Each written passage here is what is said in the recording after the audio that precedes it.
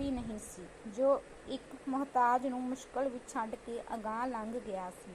ਉਸਨੂੰ ਆਪਣੀ ਗਲਤੀ ਠੀਕ ਕਰਦਿਆਂ ਖੁਸ਼ੀ ਪ੍ਰਤੀਤ ਹੋ ਰਹੀ ਸੀ। ਉਸਨੇ ਕੋਲ ਜਾ ਕੇ ਮਾਈ ਨੂੰ ਪੁੱਛਿਆ, ਮਾਈ, ਕਿੱਥੇ ਜਾਣਾ ਈ? ਵੇ ਵੀਰਾ, ਮੈਂ ਜਾਣਾ ਸਹੇੜੇ। ਸਹੇੜਾ ਕਿੱਥੇ ਹੈ? ਬਾਗਾਂ ਆਲੇ ਦੇ ਗੈਲ ਤਿਨਕੋ। ਪ੍ਰੋਫੈਸਰ ਨੇ ਸਮਝਿਆ ਸੀ ਮਾਈ ਨੇ ਉਸਦੇ ਸ਼ਹਿਰ ਜਾਣਾ ਹੈ, ਜੋ ਮਸੀਂ ਮਿਲਕ ਸੀ ਉੱਥੋਂ। ਪਰ ਬਾਗਾਂ ਵਾਲਾ ਤਾਂ ਉੱਥੋਂ 9 ਮੀਲ ਸੀ। ਮਾਈ ਬਹੁਤ ਹੀ ਬੁੱਢੀ ਸੀ, ਸੁੱਕੀ ਹੋਈ ਪੁਗੜੀ। ਉਸਨੂੰ ਦਿਸਦਾ ਵੀ ਚੰਗੀ ਤਰ੍ਹਾਂ ਨਹੀਂ ਸੀ। ਪੈਰ ਉਸਦੇ ਨੰਗੇ ਸਨ। ਪਤਾ ਨਹੀਂ ਉਹ ਭੁੱਬਲ ਵਰਗੀ ਧੂੜ ਵਿੱਚ ਕਿਵੇਂ ਖੜੀ ਸੀ। ਕਾਲੀ ਗੰਦੀ ਸੁੱਥਣ ਨੂੰ 100 ਰੰਗ ਬਰੰਗੀਆਂ ਟਾਕੀਆਂ ਲੱਗੀਆਂ ਹੋਈਆਂ ਸਨ। ਉਹੋ ਜਿਹਾ ਹੀ ਕੁੜਤਾ ਸੀ ਜਿਸਦਾ ਰੰਗ ਨਹੀਂ ਪਛਾਣਿਆ ਜਾ ਸਕਦਾ ਸੀ। ਮੈਲ ਨੇ ਉਸਦਾ ਰੰਗ ਮਾਰ ਹੀ ਛੱਡਿਆ ਹੋਇਆ ਸੀ। ਸਿਰ 'ਤੇ ਬਟੇਰੀਆਂ ਦੇ ਜਾਲ ਵਰਗੀ ਤੰਦੋ ਤੰਦ ਚੁੰਨੀ ਸੀ, ਜਿਸ ਨੂੰ ਚੁੰਨੀ ਕਹਿਣਾ ਚੁੰਨੀ ਸ਼ਬਦ ਦੀ ਹੱਦ ਤੱਕ ਸੀ। ਗੰਦਾ ਪਸੀਨਾ ਦੇਖ ਕੇ ਪ੍ਰੋਫੈਸਰ ਦਾ ਮਨ ਮਿਚਕ ਗਿਆ ਤੇ ਉਸ ਆਪਣੀਆਂ ਨਜ਼ਰਾਂ ਉਸਦੀ ਸੋਟੀ 'ਤੇ ਕੇਂਦਰਿਤ ਕਰ ਲਈਆਂ। ਥੱਲਿਓਂ ਪਾਟੀ ਹੋਈ ਤੇ ਬਾਹਰ ਨੂੰ ਖਿਲਰੀਆਂ ਹੋਈਆਂ ਫਾਕਾਂ ਵਾਲੀ ਤੂਤ ਦੀ ਟਾਹਣੀ ਸੀ ਇਹ। ਮੈਂ ਤੇ ਸ਼ਹਿਰ ਜਾਣਾ ਏ। ਮਸੀਂ 1 ਮੀਲ ਹੈ ਇੱਥੋਂ। ਪੌਣਾ ਕੁ ਕੋ, ਪ੍ਰੋਫੈਸਰ ਨੇ ਕਿਹਾ, ਇਸ ਬੇਰਹਿਮੀ ਭਰੀ ਆਸ ਨਾਲ ਕਿ ਉਹ ਆਪੇ ਹੀ ਨਾ ਕਰ ਦੇਵੇਗੀ। ਪਰ ਹੋਇਆ ਉਸਦੇ ਐਨ ਉਲਟ। ਉਸ ਤਰਲੇ ਭਰੀ ਆਵਾਜ਼ ਵਿੱਚ ਕਿਹਾ, ਹਾੜੇ ਹਾੜੇ ਵੀਰ, ਇੱਥੋਂ ਤੀਕਣ ਹੀ ਲੈ ਚੱਲ।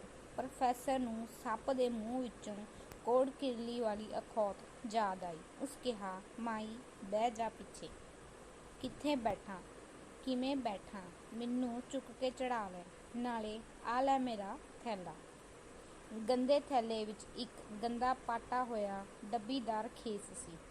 ਪ੍ਰੋਫੈਸਰ ਨੇ ਦੰਦਾਂ ਦੀ ਕਚੀਚੀ ਵੱਟ ਕੇ ਉਸਨੂੰ ਦੂਰ ਰੱਖਣ ਦੀ ਨੀਅਤੋਂ ਸਾਈਕਲ ਦੀ ਬੱਤੀ ਦੀ ਹੁੱਕ ਨਾਲ ਲਮਕਾਉਣ ਦਾ ਯਤਨ ਕੀਤਾ, ਪਰ ਮੱਡਗਾਰਡ ਤੋਂ ਉਹ ਇੱਕ ਪਾਸੇ ਉਲਰ ਗਿਆ, ਸੋ ਉਸਨੂੰ ਉਹ ਹੈਂਡਲ ਨਾਲ ਹੀ ਲਟਕਾਉਣਾ ਪਿਆ। ਇੱਕ ਬਾਂਹ ਦਾ ਸਹਾਰਾ ਦੇ ਕੇ ਮਾਨੋ ਅੱਖਾਂ ਮੀਟ ਕੇ ਉਸਨੇ ਉਸਨੂੰ ਪਿੱਛੇ ਕੈਰੀਅਰ 'ਤੇ ਬਿਠਾ ਲਿਆ। ਉਹ ਬੱਚੇ ਦੇ ਭਾਰ ਜਿੰਨੀ ਹੌਲੀ ਸੀ। ਪ੍ਰੋਫੈਸਰ ਨੇ ਹੱਥ ਨੂੰ ਲੱਗੇ ਮਾਈ ਦੇ ਬਦਬੂ ਭਰੇ ਪਸੀਨੇ ਦੀ ਹੁਣ ਕੋਈ ਪਰਵਾਹ ਨਾ ਕੀਤੀ, ਕਿਉਂਕਿ ਉਸਦਾ ਧਿਆਨ ਹੁਣ ਹੋਰ ਖਿਆਲਾਂ ਵੱਲ ਲੱਗ ਗਿਆ ਸੀ। ਸਾਈਕਲ ਨੂੰ ਥੋੜ੍ਹਾ ਜਿਹਾ ਰੇੜੇ ਪਾ ਕੇ ਅੱਗੇ ਦੀ ਪੈਰ ਕੱਢ ਕੇ ਕਾਠੀ 'ਤੇ ਬੈਠ ਕੇ ਉਹ ਉਸਨੂੰ ਚਲਾਉਣ ਲੱਗਾ। ਉਸਨੇ ਝੱਟ ਹੀ ਪਤਾ ਕਰ ਲਿਆ ਕਿ ਉਸ ਮਾਈ ਦਾ ਕੋਈ ਸੰਗ ਸਾਕ ਨਹੀਂ ਸੀ। ਉਹ ਜੇਠ ਦੀ ਸੰਗਰਾਂਦ ਨੂੰ ਤੁਰ ਕੇ 13, 14, 15 ਮੀਲ 'ਤੇ ਗੁਰਦੁਆਰੇ ਆਈ ਸੀ। ਪਿੰਡ ਵਿੱਚ ਇੱਕ ਝੁੱਗੀ ਤੋਂ ਸਿਵਾਏ ਉਸਦਾ ਕੁਝ ਵੀ ਨਹੀਂ ਸੀ। ਜੇ ਆਂਢ ਗੁਆਂਢ ਆਪੇ ਹੀ ਉਸਨੂੰ ਕੁਝ ਖਾਣ ਨੂੰ ਦੇ ਦੇਣ ਤਾਂ ਉਹ ਲੈ ਲੈਂਦੀ, ਪਰ ਆਪ ਕਿਸੇ ਦੇ ਘਰੋਂ ਕੁਝ ਮੰਗਣ ਨਹੀਂ ਸੀ ਜਾਂਦੀ, ਭਾਵੇਂ ਉਸਨੂੰ ਦਿਹਾੜੀ ਡੰਗ ਭੁੱਖੀ ਹੀ ਕਿਉਂ ਨਾ ਰਹਿਣਾ ਪਵੇ। ਕਿਸੇ ਤਰ੍ਹਾਂ ਪ੍ਰੋਫੈਸਰ ਦੇ ਦਿਲ ਵਿੱਚ ਇਹ ਜਾਣਦਿਆਂ ਵੀ ਕਿ ਉਹ ਉਸਦੇ ਲਈ ਕਿਸੇ ਤਰ੍ਹਾਂ ਵੀ ਲਾਭਦਾਇਕ ਨਹੀਂ ਹੋਵੇਗੀ, ਇਹ ਸ਼ੁਭ ਭਾਵਨਾ ਉੱਠੀ ਕਿ ਉਹ ਉਸਨੂੰ ਆਪਣੇ ਘਰ ਹੀ ਲੈ ਜਾਵੇ। ਪਰ ਇਹ ਸ਼ੁਭ ਇੱਛਾ ਉਸਦੇ ਵੱਡੇ ਟੱਬਰ ਦੀ ਆਰਥਿਕ ਮੰਦਹਾਲੀ ਦਾ ਸ਼ਿਕਾਰ ਹੋ ਕੇ ਰਹਿ ਗਈ। ਉਸਨੂੰ ਪ੍ਰਤੀਤ ਹੋਇਆ ਕਿ ਉਹ ਬੇਵੱਸ ਸੀ। ਉਸਦੇ ਦਿਲ ਵਿੱਚ ਫੇਰ ਇੱਕ ਨਿੱਕੀ ਜਿਹੀ ਨੇਕੀ ਕਰਨ ਦੀ ਇੱਛਾ ਉੱਭਰੀ। ਉਹ ਉਸਨੂੰ ਬੱਸ 'ਤੇ ਬਿਠਾ ਦੇਵੇ। ਪਰ ਅੰਗਰੇਜ਼ੀ ਦਾ ਮਹੀਨਾ ਅਖੀਰਲੇ ਹਫ਼ਤੇ ਵਿੱਚ ਪ੍ਰਵੇਸ਼ ਕਰ ਚੁੱਕਾ ਸੀ।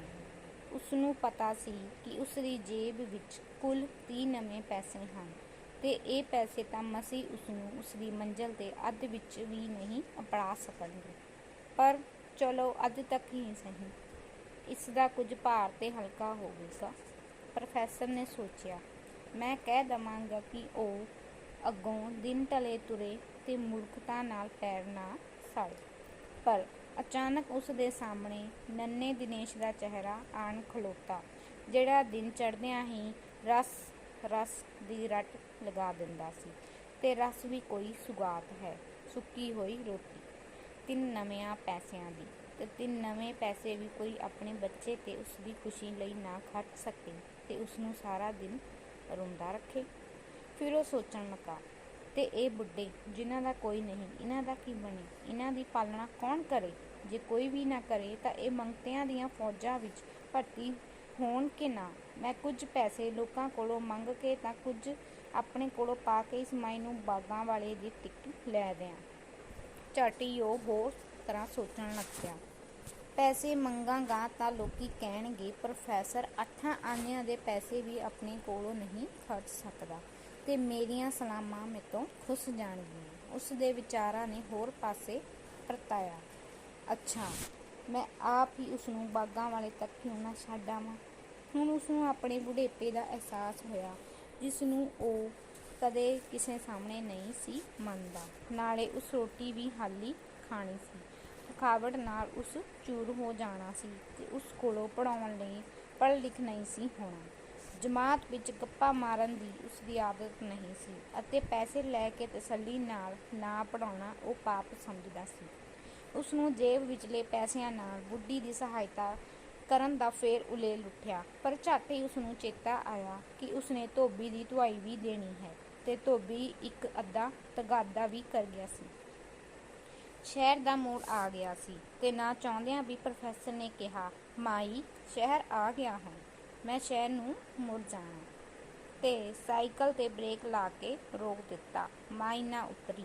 ਪ੍ਰੋਫੈਸਰ ਨੇ ਔਖਿਆਂ ਹੋ ਕੇ ਖੜੇ ਸਾਈਕਲ ਤੋਂ ਅੱਗਿਓਂ ਦੀ ਆਪਣੀ ਲੱਤ ਕੱਢੀ ਤੇ ਉਤਰ ਕੇ ਮਾਈ ਨੂੰ ਉਤਾਰਿਆ।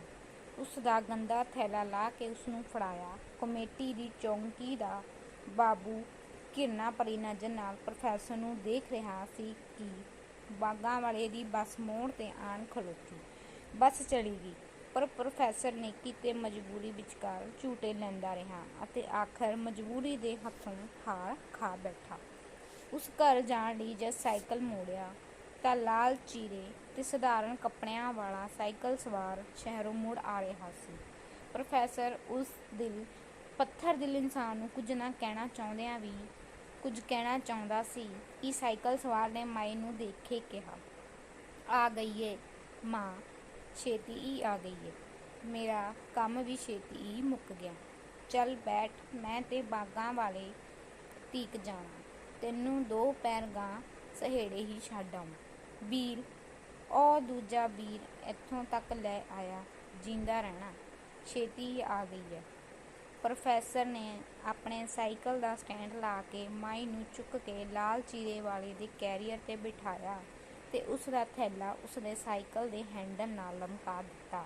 ਲਾਲ ਚੀਰੇ ਵਾਲੇ ਨੇ ਪ੍ਰੋਫੈਸਰ ਵੱਲ ਇਹੋ ਜਿਹੀ ਤੱਕਣੀ ਨਾਲ ਦੇਖਿਆ ਜਿਵੇਂ ਜਿਸਨੂੰ ਉਹ ਓਪਰਾ ਸਮਝਦਾ ਸੀ ਉਹ ਆਪਣਾ ਹੀ ਨਿਕਲ ਆਇਆ ਹੋਵੇ, ਪਰ ਉਹ ਕੁਝ ਮੂੰਹੋਂ ਨਾ ਬੋਲਿਆ। ਅੱਖਾਂ ਹੀ ਅੱਖਾਂ ਨਾਲ ਉਸਨੇ ਪ੍ਰੋਫੈਸਰ ਨਾਲ ਸਾਂਝ ਪਾ ਲਈ ਅਤੇ ਉਸ ਸਾਂਝ ਵਿੱਚ ਪ੍ਰੋਫੈਸਰ ਨੇ ਇਉਂ ਪ੍ਰਤੀਤ ਕੀਤਾ ਜਿਵੇਂ ਆਪਣੇ ਘਾਟੇ ਨੂੰ ਪੂਰਾ ਕਰ ਲਿਆ ਹੋਵੇ। ਧੰਨਵਾਦ।